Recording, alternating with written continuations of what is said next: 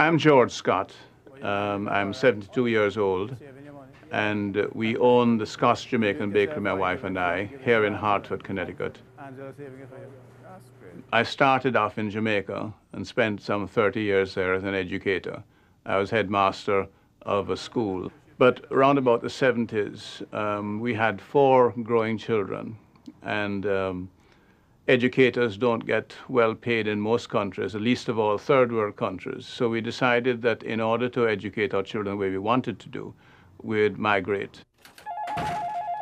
Scots Jamaican Bakery. We have Jamaican beef patties. We started about 21 years ago here in Hartford. A mom and pop with just 3 employees and my wife. We have grown from 3 employees, now we have nearly 50. Most of the people who work for us are Jamaicans. It's nice to be able to help your own people. And very often you need a new employee and it's a matter of somebody mentioning a relative or somebody they knew. So it's like an extended family for all of us. And I think what we have done that makes me feel good particularly is the fact that we have made a contribution, not just to ourselves or to our own workers or our own people, but to the community in which we live. Because we have certainly brought to the attention of many people how important diversity is in this town.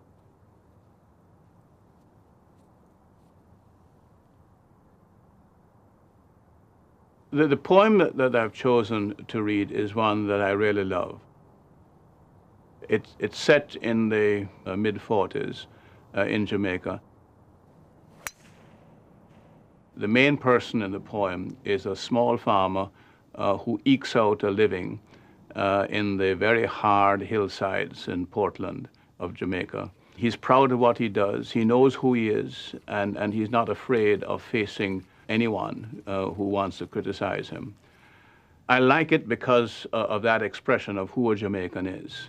But I also like it because it was one of the first attempts by any Jamaican to use the Jamaican Creole in a way that it could have universal understanding.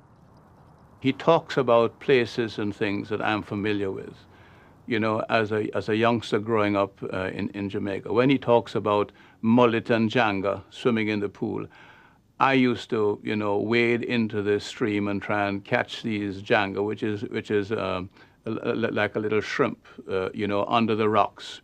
And the mullet, the mountain mullet in Jamaica is one of the sweetest tasting fishes that you have. It's a very nostalgic connection for me also, especially when you are far away from home.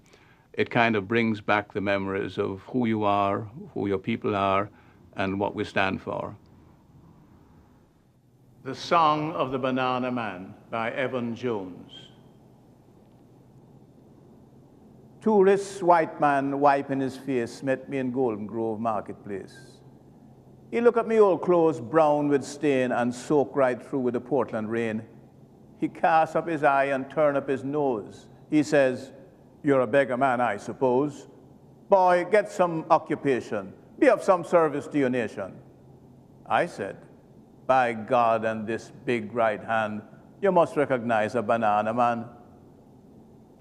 Up in the hills where the streams are cool and mullet and janga swim in the pool, I have 10 acres of mountainside and a dainty-foot donkey that I ride. 4 Gros Michel and 4 Lacatan, some coconut trees and some hills of yam.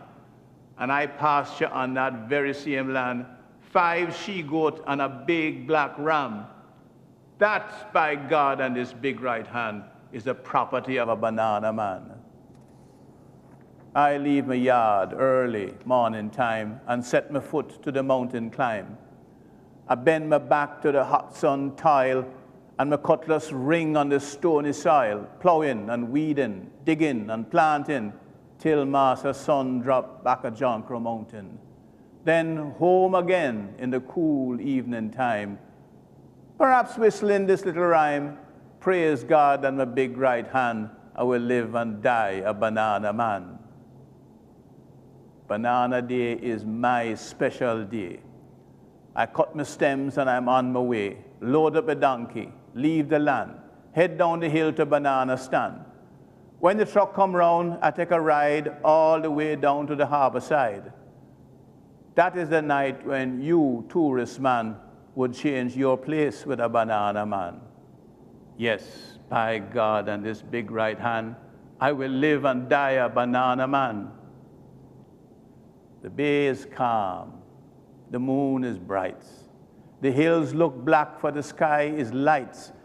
Down at the docks is an English ship resting after her ocean trip, while on the pier is a monstrous hustle, tallymen, carriers, all in a bustle, with stems on their heads and a long black snake, some singing the songs that banana men make, like, praise God and my big right hand, I will live and die a banana man. Then the payment comes, and we have some fun.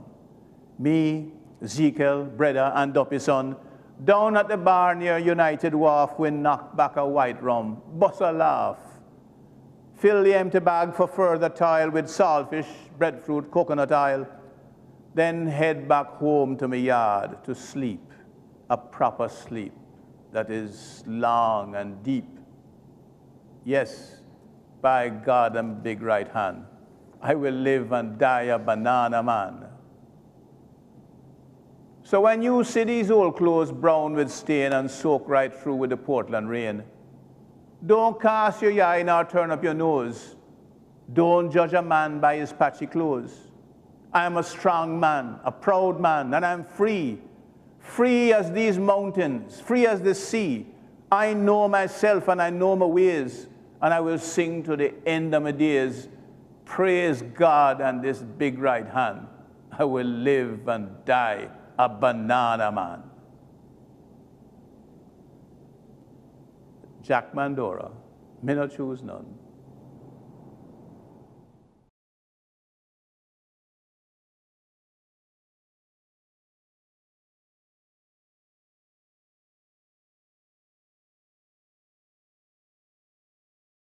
The Favorite Poem Project is made possible by the National Endowment for the Arts, fostering America's creativity and investing in our living cultural heritage. Additional funding has been provided by the John S. and James L. Knight Foundation and by the William and Flora Hewlett Foundation.